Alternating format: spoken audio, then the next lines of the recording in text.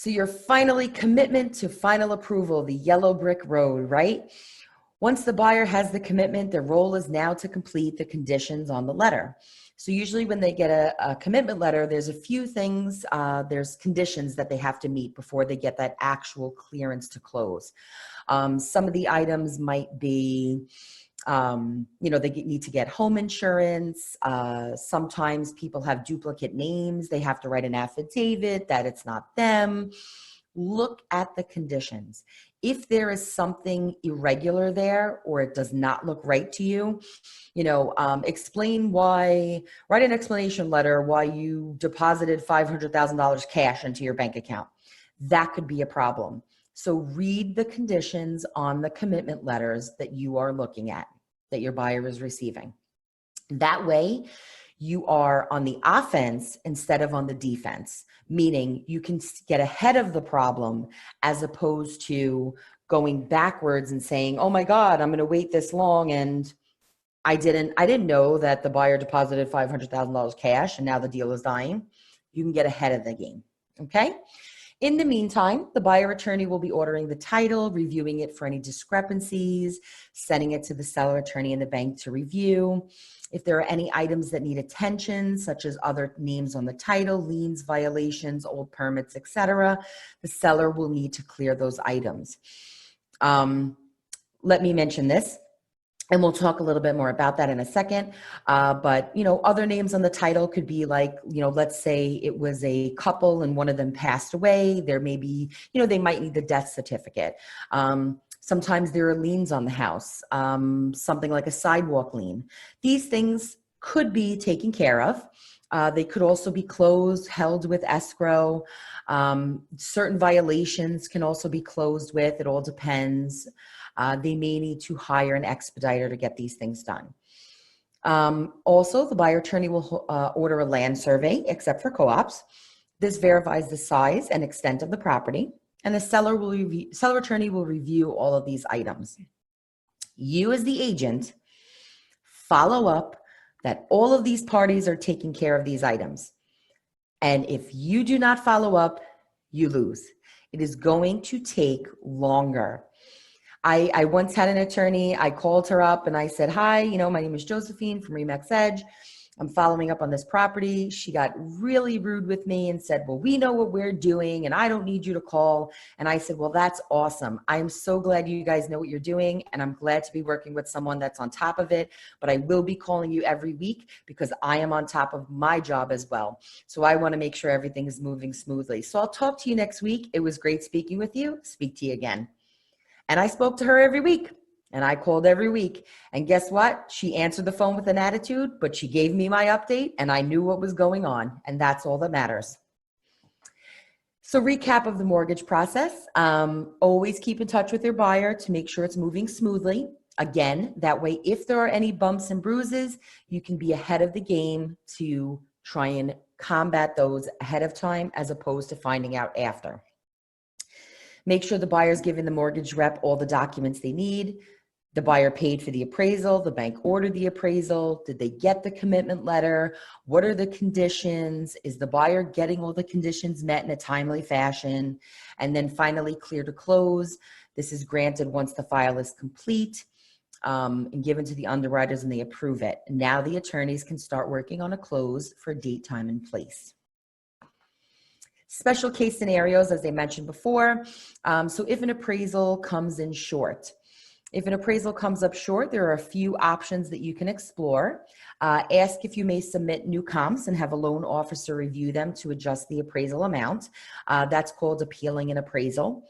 Does it work? It has worked one time in my 8-year span of being in real estate. It has worked one time. And normally it does not work. That is why it is important to take the comps with you. If the appraisal amounts cannot be altered, speak with the loan officers as to how much more the buyer would have to put down in order to make the deal work. Speak with your buyer about the amount to see if they could possibly put down a higher down payment to cover the gap. That is a possibility. So the buyer can put down some more money, or they might ends up, it being a little bit less down payment because they need a higher mortgage. There's ways to work around it. So don't just consider a deal dead. Never consider a deal dead. Fight for your money. Talk, try to work things out, call all parties and try to work it out. Last resort is you speak with the listing agent and the attorneys about adjusting the contract price so that the buyer can obtain a lower loan amount according to the appraisal report. CO search. If it is not your listing, then follow up with the listing agent and ask that they speak with the seller to confirm the home type and any alterations that have been done. The key here is to confirm if there is official documentation to show that any changes or work have been completed and done legally. So sometimes, there'll be like an old permit that comes up, the seller was going to do work and then they never did it. So that permit just needs to be pulled. Sometimes, like I said, there are liens. Sometimes occasionally, sometimes occasionally it will come up that it's a 2-family as opposed to a 3-family. You can do things like get a letter of no objection. An expediter can help with this process. You can ask for a title search. It's worth the investment if you do this ahead of time and you're not really sure, is it a 2-family, is it a 3-family? Everything that you do ahead of time will help you when the deal is going through. And check Department of Buildings, of course. Closing the property. So once the bank has the clear to close, the attorneys need to make sure everything is ready to go on their end. They can start working on a date. We will send out a closing bill to the seller's attorney. So we want to make sure our commission check is right. Make sure you bring that bill with you to the closing. Once the date is confirmed, this is what you have to do. Number 1, set a final walkthrough on the property. Ensure that the sellers have vacated the premises and that it is ready for the walkthrough. I cannot tell you how many times people have set a final walkthrough and the seller is still there, or they left like tons and tons of furniture and garbage in the house and they never cleaned it out. Make sure the property is broom swept clean. Make sure the buyer connects with his attorney and is aware of any bank certified check amounts they need to bring to closing. And I know that you may think it's silly, like, hey, well, the attorney should be talking to their buyer about the checks they need to bring.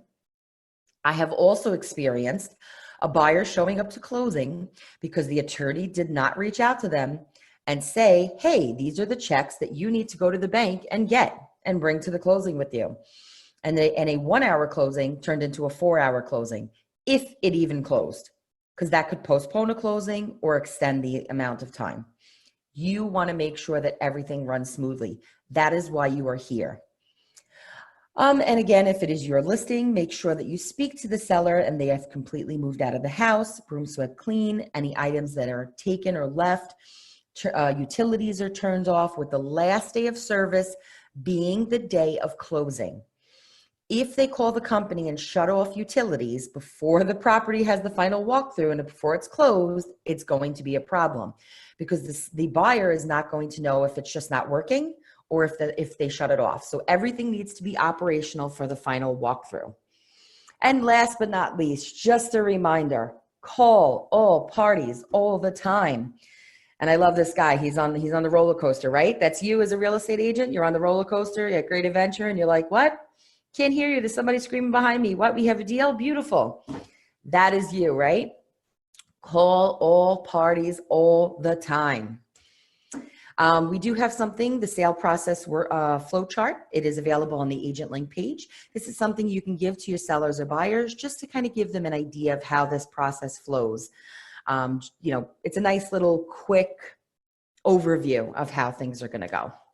And that is it. Thank you very much. That is my thank you dance. Okay, I am just